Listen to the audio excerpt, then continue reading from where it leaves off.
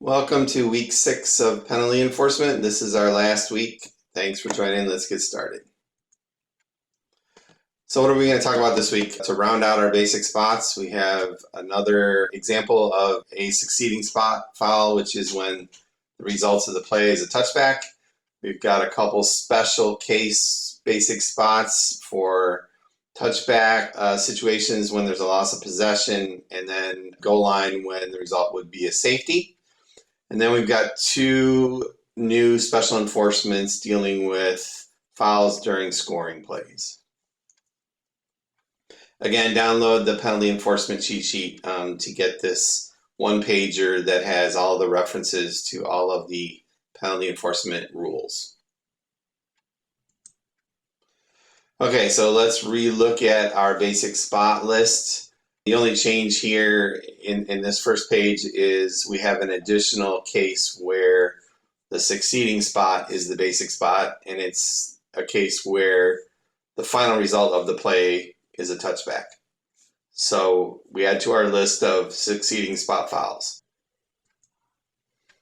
And we've got two new special case basic spots. The first one is sort of an extension of when the result is a touchback. So when the result is a touchback, we've got that covered. But what about a situation where the result is a touchback, but we had a loose ball following the related run where the foul occurred? The rules really don't help us here because we now have a running play. We've got a loose ball. We got to go back to where the ball was loose. What if that's in the end zone? So there's a special case where if I've got a related run in the end zone where it was a touchback situation and the ball becomes loose afterwards, I'm going to use the 20-yard line as the basic spot. And then the other situation is in a safety situation, I'm going to use the goal line as my enforcement spot if the result was going to be a safety. And again, it covers the situations where I had a loose ball because it says the related run ends in the end zone. And then we have some special enforcements during some scoring plays. The first one being during a touchdown scoring play. So if the opponent of the team that scores commits a foul, live ball foul during a touchdown scoring play, or it could be a change of possession situation and the foul occurred after the change of possession. So either got a run for a touchdown or we had an interception, they run it back, and the foul occurs after the change of possession by the opponent of the scoring team. That's one situation. The second one would be if either team commits an unsportsmanlike or non-player foul, which, as we know, gets enforced from the succeeding spot. Or the third situation is after a scoring play, we're setting up for the try, and if either team commits a foul, basically before the ready for play, those three situations, we're going to give the scoring team the option to either enforce the penalty on the try or on the subsequent kickoff. And that subsequent kickoff term is important because in overtime, we do not have a subsequent kickoff. Keep that in mind. Another one is during a successful try or field goal. So if I've got a successful try or field goal and a foul occurs by B or R, by the defense, A can either accept the penalty and replay the down after enforcement, or they can accept the results of the play and enforce the penalty on the succeeding spot. Notice the difference in term here. This is a succeeding spot foul, and there is a succeeding spot in overtime. So in this case, a foul may carry over to overtime when you have a foul during a successful try or field goal. If the try or field goal is if the try is unsuccessful, then any penalty by A or K is declined. Any penalty by B or R is accepted and we replay after enforcement. And if during a successful try I had a loss of down foul, then we are not replaying the down and there is no score. Let's go over sort of some of the procedures when you do throw a flag. So first of all, no foul causes the ball to become dead. If the foul occurs during a dead ball, we kill it and administer it right away. We do not let the ball become live. If the foul occurs during a live ball, we flag it appropriately and continue to officiate.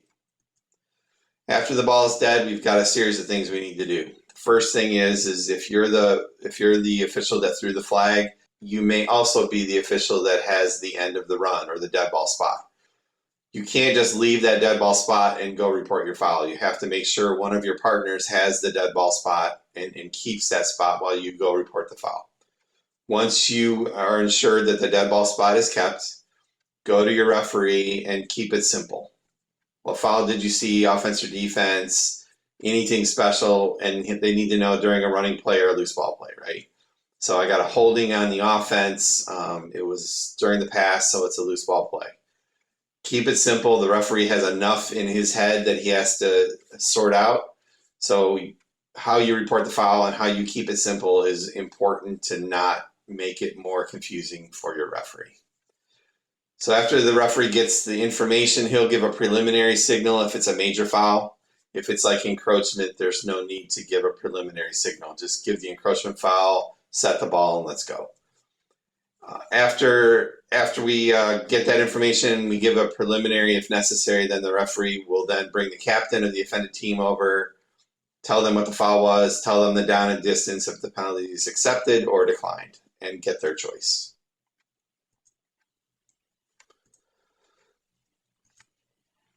Regarding choices, all penalties can be declined. The captain can refuse any distance penalty, and the first choice is final. And we're going to get that choice and everything, and we're going to take care of the enforcement before we grant any timeout. Sometimes a foul occurs, the coach right away says, I need a timeout.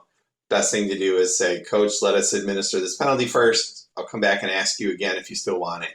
Be surprised how many times a coach can get what he needs done while we're enforcing the penalty, and then he'll change his mind and not want that timeout. But get all your enforcement done first before you grant a timeout.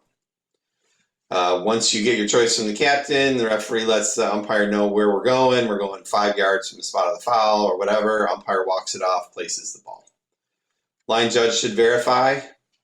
Line judge is always, at least in my crew, the person who sort of double checks the walk-off. Everybody really should. And if anybody notices anything wrong, please voice that, challenge the walk-off. Once we have the ball set, lineman sets the stakes and down box appropriately. All officials verify the next down. We got a 2nd and 3 or whatever. The referee will give the final signal to the press box. We need to then ensure the play clock is set correctly, because we have especially new situations this year where 40 or 25 could be different. If the foul is on the defense, it'll be a 40. And now the referee gives the ready for play, and then like we've been doing for every one of our examples, they need to know the game clock situation as well. Okay, let's take a look at our plays for the week. Play number 1, 2nd and 12 from the 22. Pass is thrown into the end zone. B45 intercepts that pass, and we got a couple situations here. A, he intercepts the pass and is down in the end zone. And B, as he's running around the end zone, he fumbles from the end zone. The ball rolls out at the 2-yard line. So we've got sort of an A and B situation here for this play. So during B45's run around the end zone, B50 blocks below the waist at the 10-yard line. So what do we have? Live ball, dead ball, all of our choices here. Both are live ball fouls, right? No mystery there. When did the foul occur? During a running play in both, right? He had possessed the ball after the change of possession. He was running around the end zone. And in both situations, the foul occurred before his run ended. So we have a running play. The basic spot of running play is the end of the run. So we have both situations. The end of the run was either where he got tackled in the end zone or in B where he lost possession. But we have some special enforcements here. So for A, let's talk about A first, right? The result of this play is a touchback. So we have a special enforcement for situations where the result was a touchback. We're going to go to the 20-yard line, and that's going to be our enforcement spot. What about B? So in this case, the result of the play is not a touchback, right? Because the ball ended up out at the 2-yard line. So we can't use our succeeding spot enforcement because it doesn't apply. So what do we have left, right? All we have left is a running play. The ball was lost in the end zone. It doesn't seem like that should be the enforcement spot because that would make it a safety. So luckily we have our special basic spot rule 10-4-6, which basically says if in a fumble situation, it covers this exact situation, regardless of where the ball ends up. If we fumble from the end zone, we have a basic spot of the 20-yard line. So we have A and B both end up with 20-yard line enforcement. Does all but one apply here? Yes, it does. The foul is behind the basic spot. So we're actually going to enforce this foul from the 10-yard line. And we'll start the clock on after we enforce on the snap because we have a change of possession. So we'll back it up half the distance from the 10 to the 5. That'll be 1st and 10 for B from the 5-yard line. So just get your basic spots first, then everything flows from there. This is a great example of the special case basic spot that applied here in our B example. So how would we announce this? Block below the waist in the defense, give a number, half the distance from the spot of the foul, 1st down. After all that weirdness, the foul is pretty simple to announce. Okay, play number 2, 1st and 10 at the 3-yard line going out. Quarterback drops back and is ultimately tackled in the end zone by the face mask.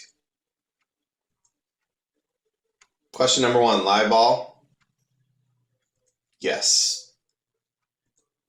When did the foul occur? During a running play. Got a foul by the defense during a running play. The result of the play was a safety. So first, what is the basic spot of a running play? The end of the run. In this case, the end of the run is in the end zone. We have a special enforcement situation, right? Result of the play was a safety, so 10-4-7 says our basic spot is going to be the goal line. So we had a situation where we have a face mask here from the goal line. We're going to enforce from the goal line. Start the clock on the snap because we had a safety, which is one of our major clock stoppers. So we're going to enforce 15 yards from the goal line, so that'll take it out to the 15, which would be enough for a 1st down. What if you had fumbled the ball again like before and the ball rolled out at the 2-yard line? Remember, we have the wording of 10-4-7 also includes the same wording as 10-4-6, which is, and if a loose ball occurs on the related run, we still enforce from the goal line. So how do we announce this? Got a personal foul, face mask on the defense. Give a number, 15-yard penalty from the goal line, results in a 1st down. Play number 3, 1st and 10 from the 20-yard line going in. Quarterback throws a touchdown pass to a receiver A88 who, on the way to the end zone, was interfered with. Defensive back made an attempt to grab him. He did, but it didn't slow him down enough. He still caught the touchdown pass. So we have a defensive pass interference at the 5-yard line. Live, dead, multiple, PSK, just your basic live ball foul. When did the foul occur? What kind of play? Loose ball play, right? The pass was in the air. We had a defensive pass interference. Basic spot for a loose ball play is the previous spot. But we have a scoring play where the opponent of the scoring team committed a foul. So this is one of our special scoring play enforcement situations. We have a touchdown scoring play where the opponent of the scoring team fouled. The touchdown counts. So in this case, we give the scoring team two choices. They can either assess the penalty on the try or the subsequent kickoff. Most likely, they're going to take it on the subsequent kickoff. What if this was the last play of the game? You've got, like we said before, that term subsequent kickoff isn't very important. So they would not be able to assess this on the subsequent kickoff because there won't be one if it's an overtime situation, potential overtime situation. So they would have to take the penalty on the try.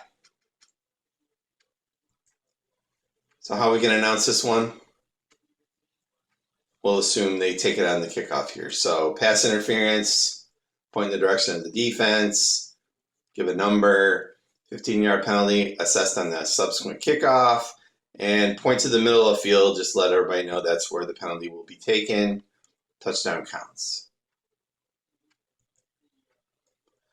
Play number 4, 4th and 10 from the 20-yard line.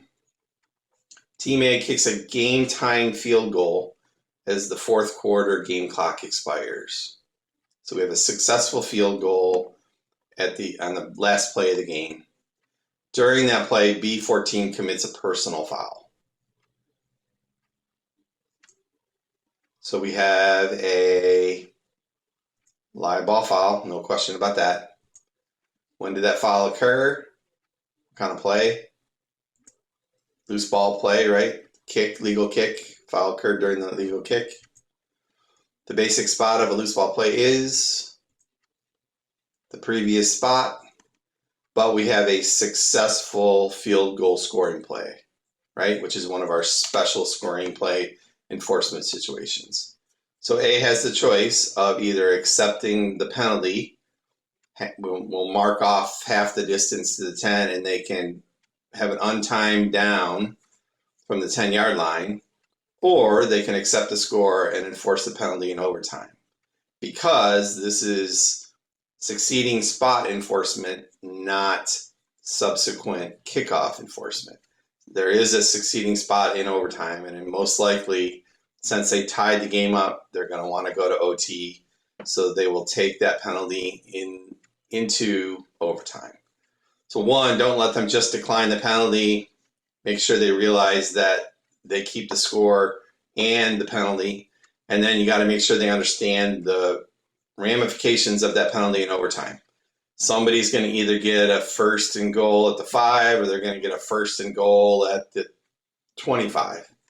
So make sure both teams understand that so that they can choose accordingly on the coin toss in overtime. If that field goal is no good, obviously we're going to enforce that penalty, and they're going to retry from the 10. No other choice.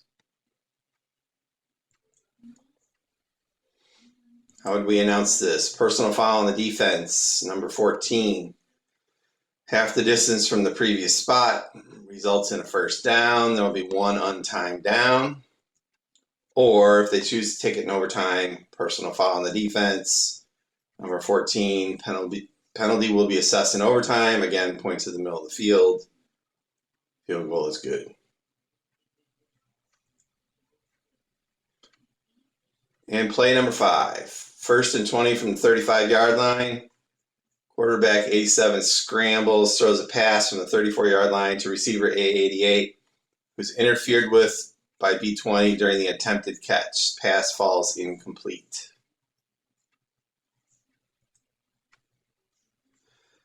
So we had a defensive pass interference. Pass was incomplete, but we still had DPI. And the quarterback threw the ball from the 34-yard line. The line of scrimmage was the 35, so he was over the line of scrimmage, so we have also an illegal forward pass. So live, dead, double, multiple.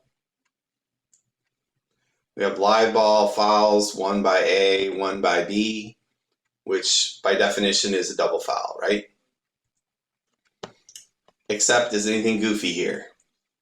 Think about the definitions of these penalties. So you can't have a pass interference on an illegal pass. Because the quarterback threw the ball from beyond the line of scrimmage, that's an illegal forward pass. Therefore, we cannot have pass interference. We only have one foul on this play, which is the illegal pass. So when did the foul occur? What kind of play? It's a running play. It's an illegal forward pass is not a legal pass, obviously, and legal pass has to be the case when, in order for a loose ball play to happen. So in this case, we had a running play. The basic spot on a running play is the end of the run. And after we enforce, when are we going to start the clock? On the snap, because we had an incomplete pass. So we will penalize a 5 yards from the 34. It'll also be a loss of down. So it'll be 2nd and 24 from the 39. So how do you handle this? Well, one, you got to get word to the coaches. They're not going to understand why that pass interference is picked up. So make sure both coaches understand it. Get your wings to do it. If you have to go over as the referee to explain it, go do it. But make sure everybody's aware of how you ruled this play. How do you announce it? By rule, there can be no pass interference penalty from an illegal forward pass. We have an illegal forward pass on offense. Number 7, 5-yard penalty from the spot of the foul. Loss of down, 2nd down. And like I said, if you aren't mic'd, you're going to need to make sure both coaches get an explanation. Play number 6, 4th and 20 from the 25. Field goal attempt, hits the ground at the 3-yard line, rolls into the end zone, where a defender picks it up. The defender who picked up the ball gets tackled immediately by the face mask by a kicking team player. Defender with the ball gets up and he's mad and he throws the ball at the kicking team player who face masked him. So we've got a face mask foul and then most likely an unsportsmanlike conduct foul.